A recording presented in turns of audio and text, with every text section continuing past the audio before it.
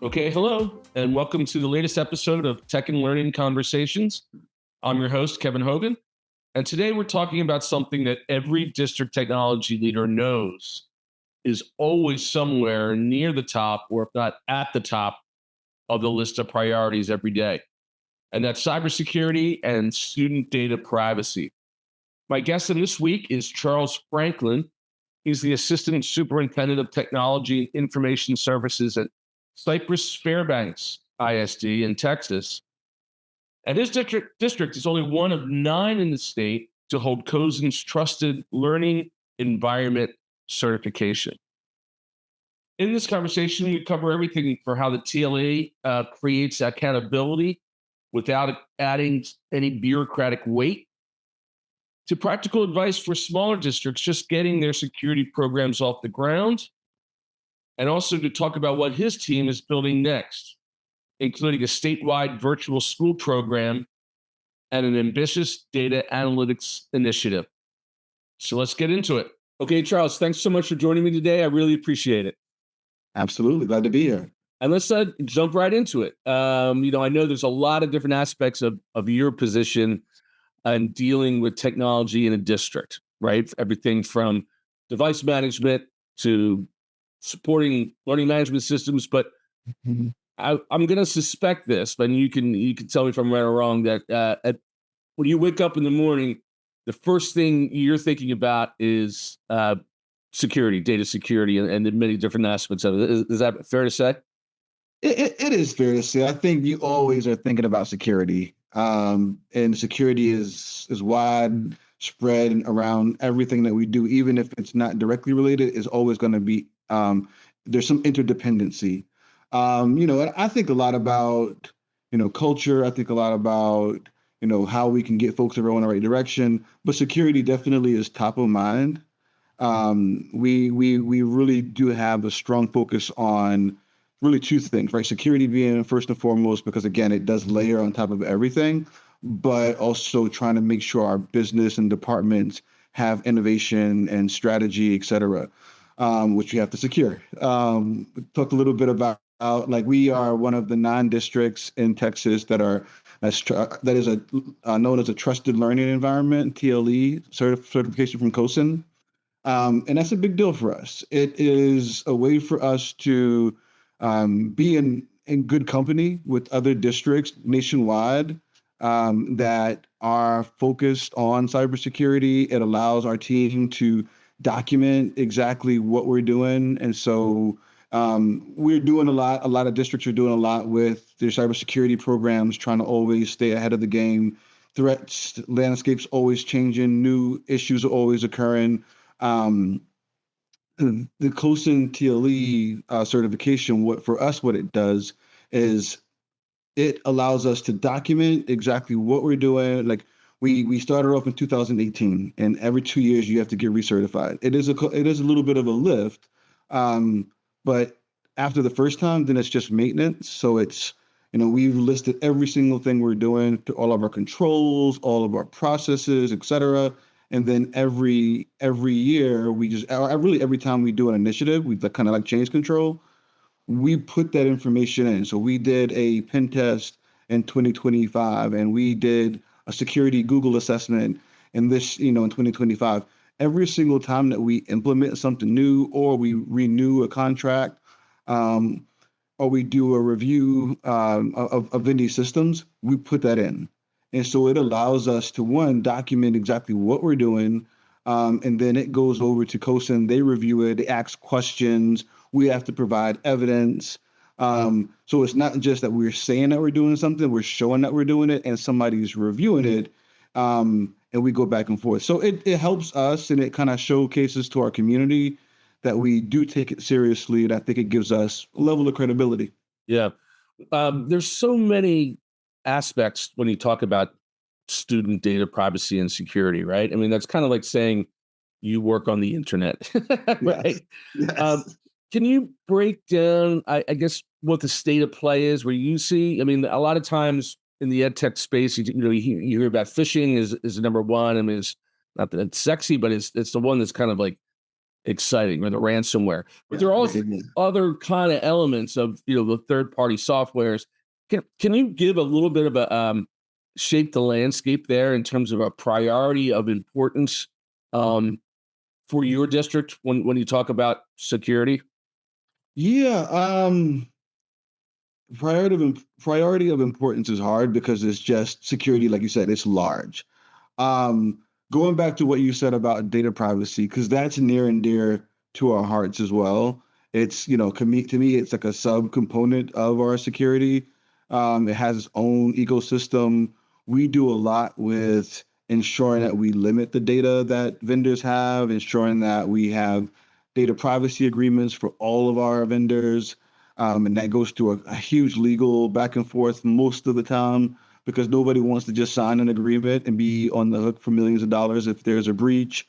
So it comes into really intentionally, and we're fortunate because we have somebody who's on our team who's just focused on just data privacy, right? And so it's just one person. It's a big job. We have, but it allows us to, at least from the things that we can control, like vendors, it allows us to at least start in a good foot and hold them accountable.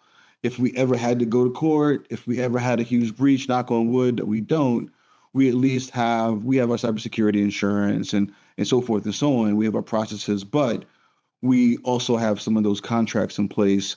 So if it's found that it happened outside of our control, like from one of our vendors, right, we have something to lean on. And in general, it kind of helps us also maintain like what data do we need to give you because that's all scoped in that agreement. When will we destroy that data, all right? Or when will we take custody of that data and make sure that you destroy it? It helps us kind of stay honest. And I'm always looking for those checks and balances. Like we always want to do the right thing. But when there's a process in place that helps you, that forces you to, when you're in this relationship, here's what you need to do. And somebody's responsible for that, that helps out tremendously. Now, I know you have a very large district, right? I mean, and you have a pretty sophisticated strategy that's already in place, and it seems like it has been in place for a while. What sort of advice would you give maybe to a smaller district, maybe one that hasn't as of a sophisticated of an initiative, but they want to get to that place? What are the first steps that you would recommend?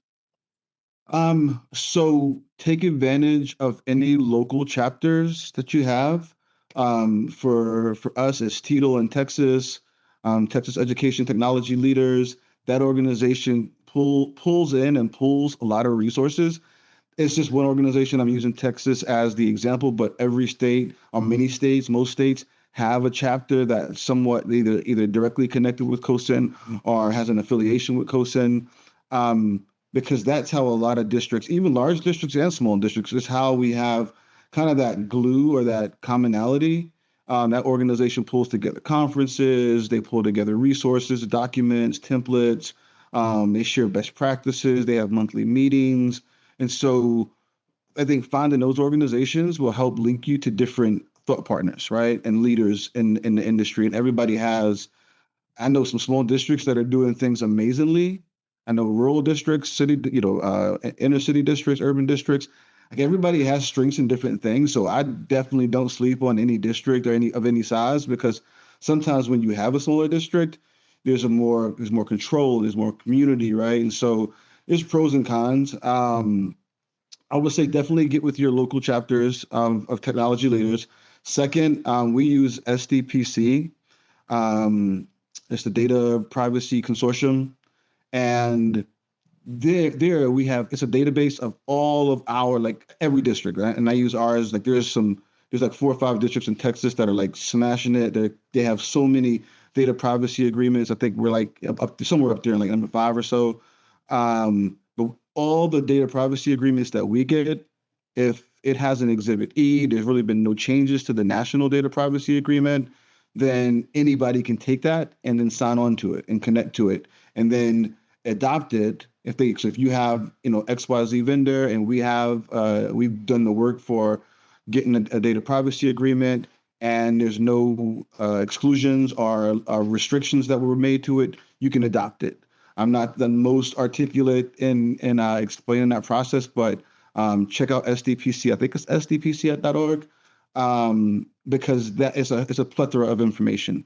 We also use, not to throw any names out, but we also use One EdTech, and that's a very low cost, high value resource that we use to help us vet, has to have a professional vet different safety, AI, data privacy for different resources. Yeah. So we try to we try to utilize those resources. We try to utilize our partners, and it's hard work, but that's how we all get it done. Yeah.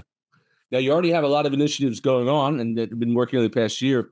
What do you have working on going forward? Anything that you're focused on that our audience might want to look at as well? Yeah, we have a ton of projects right now, and I'm kind of project fatigue, like I think most leaders. Um, One of the things that is really exciting, well, there's a couple things that are exciting. One is our virtual schools program. We call it Virtual Pathways.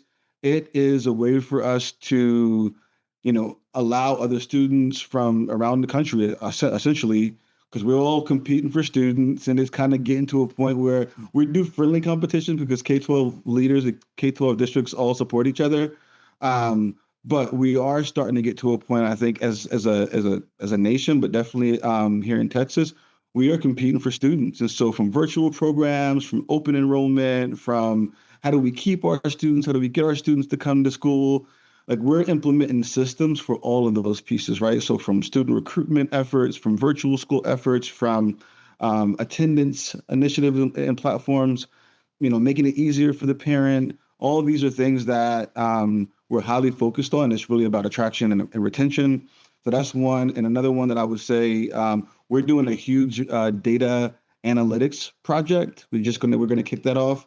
And we're going to try to pull in all of our data sources into a data lake, so we can make data informed decisions about, students. Do we have indicators of success? Do we have things that we can kind of focus on? Like, we can see areas from whether it be curriculum, whether it be business and finance, whether it be, identifying outliers and allowing that data to tell its story and to open up, our administrators' eyes around maybe certain ways in which we can improve, or certain areas that we didn't know had, some low hanging fruit, or some issues that we could address.